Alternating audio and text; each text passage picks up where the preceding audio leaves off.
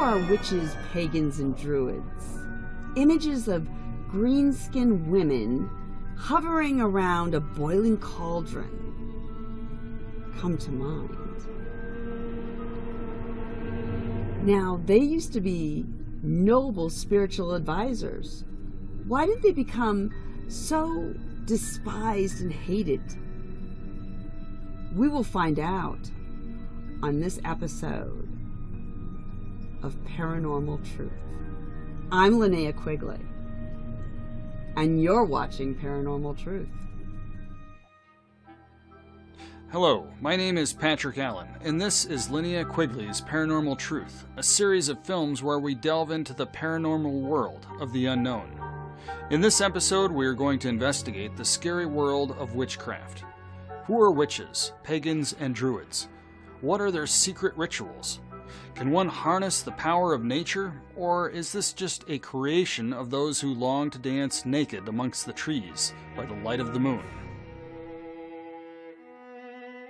Witchcraft is the practice of magical skills, spells, and abilities. Witchcraft is a broad term that varies culturally and societally, and thus can be difficult to define with precision.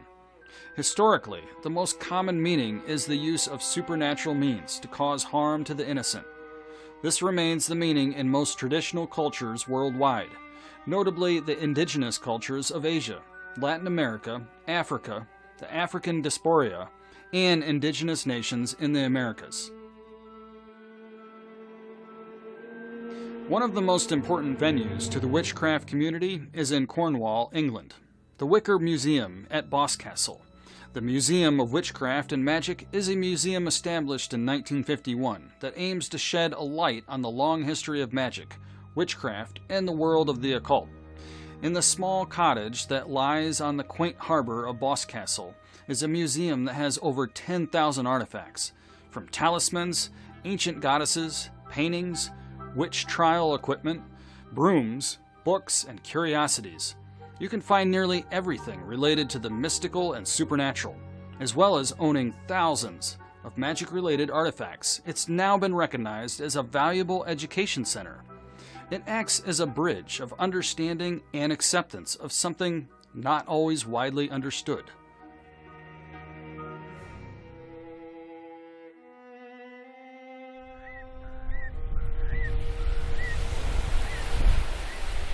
Magic is one of these traditions. It's a very important part of our culture, and it has often been written out of ordinary histories. People come out of here having learnt something and having enjoyed themselves. Power of wind have I over thee. Power of flame have I over thee. Power of wave have I over thee. Power of earth have I over thee. It was started by an interesting character called Cecil Williamson. Ran in the Isle of Man for several years, along with another chap who later became quite well known, a chap called Gerald Gardner. And then in 1960 he came here to Boscastle. We've been here ever since.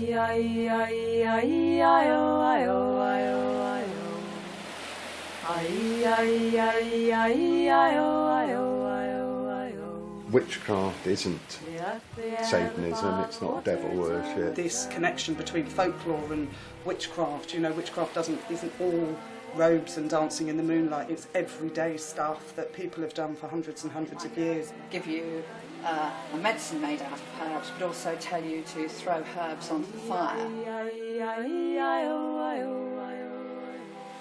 Nettle out, dock in, dock remove the nettle sting. Return.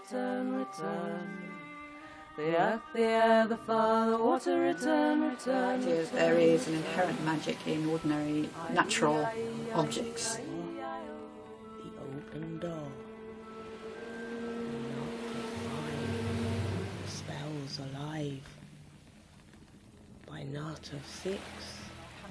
go out on a windy day and tie 3 knots in a cord and knot the wind into the cord, and then sell the rope to sailors, and then when they needed a fair wind they would untie one of the knots.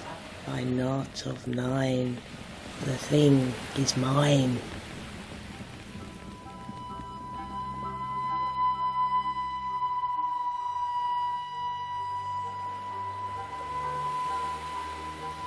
Using a lot of poetry and imagery, even when you're using natural objects. It's the way that you kind of connect the spiritual and the artistic. Crystals in general, like this wonderful crystal of Osman Spares. Dark mirrors. We've got a lovely dark mirror of Cecil Williamson's downstairs. Mirrors that are not fully reflective. And they were aids, they're tools to help you enter into a state of mind where you're open to the spirits, the demons. It is the most talked about item in the museum.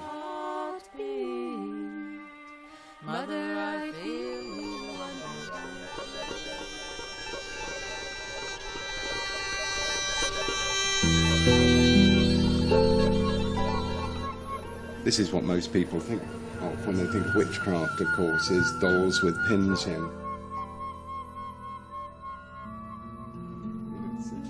Involving putting parts, fingernails, hair cuttings and that in of the person to be cursed in the pocket. There are names and addresses of people written on them.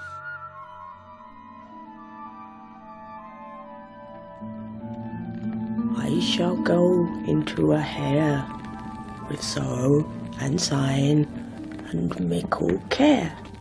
They're some of the most magical items in the museum, and I think they ooze magic. Because if you heard the mandrake scream, you'd die.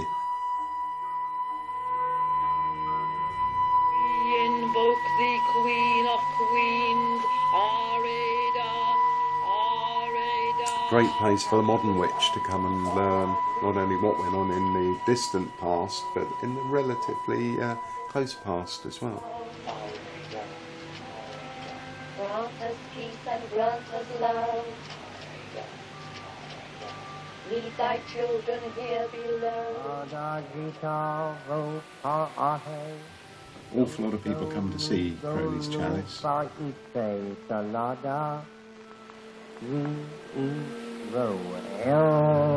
man that had a huge influence on an awful lot of people, and you couldn't call it witchcraft, but the museum is wider than witchcraft. This is magic.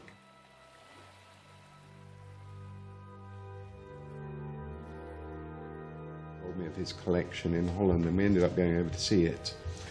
And later, when he died, the collection was left to us, and it's this fantastic collection of magical artifacts of which we know very little.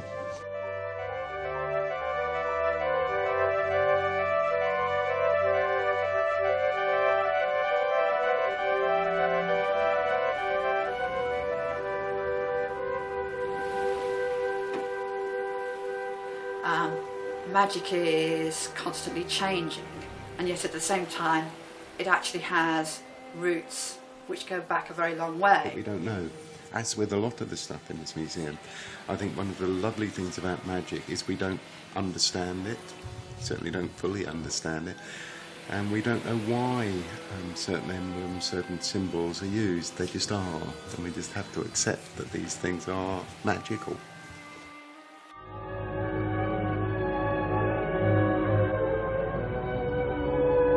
Boscastle in Cornwall, on the quay where the witches used to whistle up the wind, there is a witch house full of curious objects, including a tableau depicting the Black Mass. Its owner is Cecil Hugh Williamson, who gives his own account of what goes on behind the scenes of a seemingly innocuous organisation. Today, we have got this very sound and practical system, which after all is the basis of all spy systems, and any Russian person running an intelligence service or German or French would recognize it at once. You've got the cell system, where the cell works, but it has its link man. So you can imagine this scene. As a local coven of a district has its meetings every once in a while, and so what happens is that you find a group of people making tracks to the meeting place, but they don't all drive there and arrive and fill up a car park. No, for secrecy and security, what they'll do is they'll go in their Austin 1000s or what have you, and they'll gather at, if there's a lot of them, they may use 2 pubs, so that you have no more than 5, 6, 8 people meeting at a pub at this end of thing.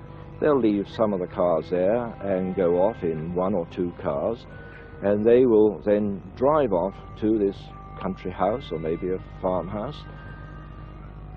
And in appearances, it's exactly what it is, a pleasant house, living in the country, possibly retired people, nicely kept gardens, cars will drive up.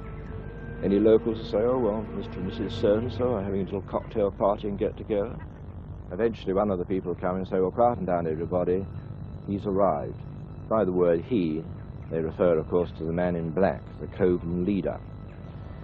Now, the Coven leaders sometimes is seen, but very rarely these days. The system is practically the same everywhere, is that there's a door which is left open and leading into the room where the guests are assembled. People quieten down, shade the lights down a little bit to a quiet light, and a runner, which is the man in black's secretary or scribe, will make all the arrangements. He's like a major domo.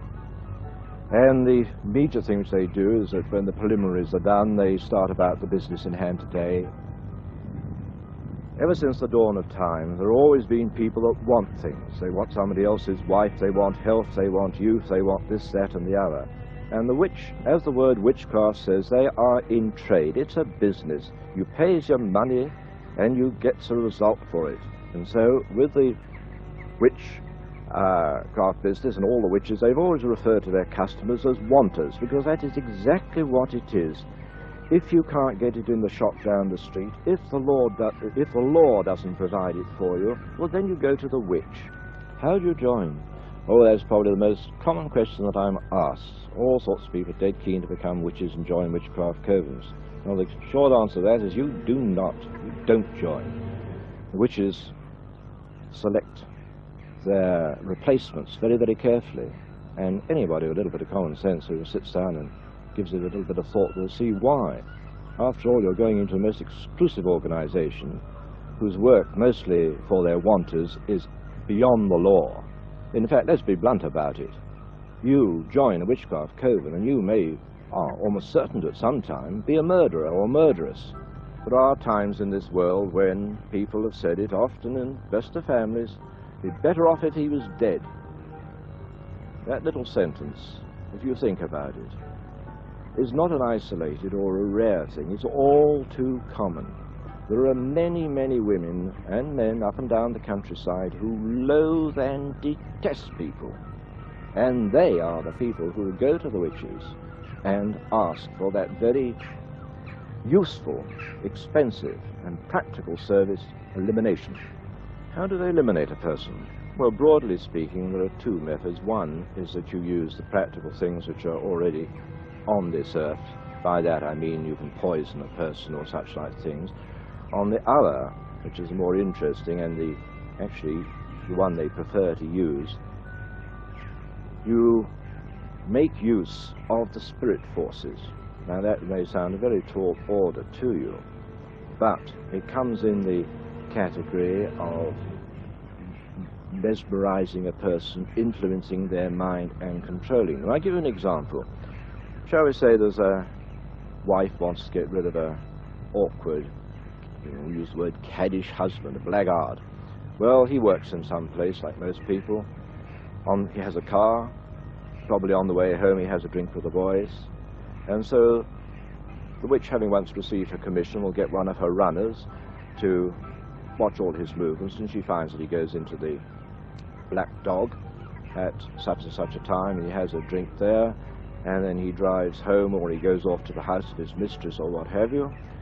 So the procedure is quite simple, is that arrangements are made for the witch to go to the pub, and she will be in the bar there, be quite close to the target, as you might say, and she can either speak to him direct, get to know him, or she can actually do it with her back turned to him. And what she does is she gives her particular spirit, and I ask you to believe this, because when you're talking about witchcraft, you do step into the world beyond, which the average person knows very little about, but it's so real. And she will instruct this spirit force to latch onto this fellow, and the instructions to it are very simple. She just says, make this man go to sleep in 15 minutes, or half an hour, whatever it may be, knowing full well that he'll finish his drink up, and he'll go out to the car park and get in his car and start to drive home, and he will black out. Witchcraft has gradually evolved over time, and will continue to do so.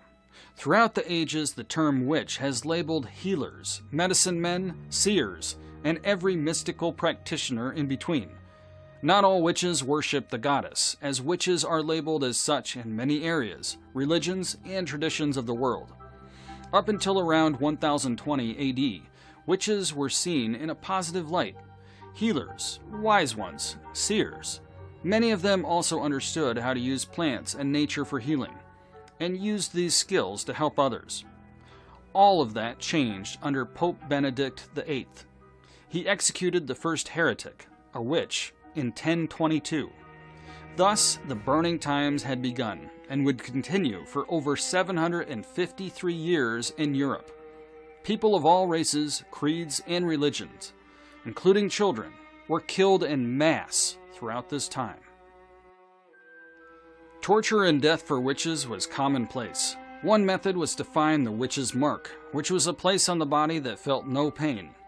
Suspected witches were tormented with needles over every inch of their body, in an attempt to find the witch's mark and prove that they were a witch. Another method was to bind an accused witch's hands and feet together and throw them into a river. It was believed by James I that since water is a holy substance, it would keep witches pushed to the surface. Unfortunately, the accused would die either way. If they sank, they'd typically drown, and if they floated, they were burned at the stake. The burning times forced most real witches to practice in secret. Starting in 1930, there has been a slow re-emergence of witchcraft, of multiple traditions. The leader of the New Age movement of witchcraft is and was Gerald Gardner. In 1938, a 52-year-old ex-colonial gent called Gerald Gardner retired with his wife to the south coast of England. From the New Forest, Gerald Gardner would become England's most famous witch and form the religion Wicca. Dr. Gerald Rosso Gardner is a qualified scientist. He is also a witch. Is it not a fact that these meetings are really very largely sexual orgies? They're not. Not in the least. In 1954, a book appeared titled Witchcraft Today. It was written by a Dr. Gerald Rosso Gardner. In the book, Gardner said, in effect, what Margaret Murray suggested is true. Witchcraft was a religion, and in fact it still is. I know because I'm a witch. Finally, a practicing witch had come forward to give their side of the story, to start the long, hard job of restoring the balance. Gardner, after a lifetime of studying religio-magic around the world, finally retired and settled back in his native England. There, in the 1930s, he came into contact with what seemed to be one of the last surviving covens of the old religion. He was excited and delighted enough with what he found to want to run out and tell everyone how wrong they had been about witches. But he had to wait until the 1950s before he could do so. Gardner believed that the coven to which he belonged was one of the last remaining. He felt that the craft, witchcraft, really was on the edge of extinction.